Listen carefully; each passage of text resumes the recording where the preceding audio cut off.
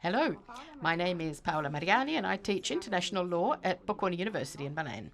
I also work as a practicing lawyer with a law firm specializing in international trade.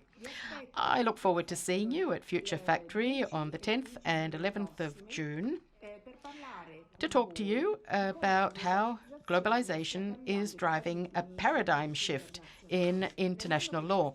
In the world that awaits us after COVID-19, businesses large and small will play a key role in the creation of new economic rules that will contribute towards protecting the environment and safeguarding fundamental human rights. We can all contribute towards building a better future to leave our children and grandchildren. See you soon.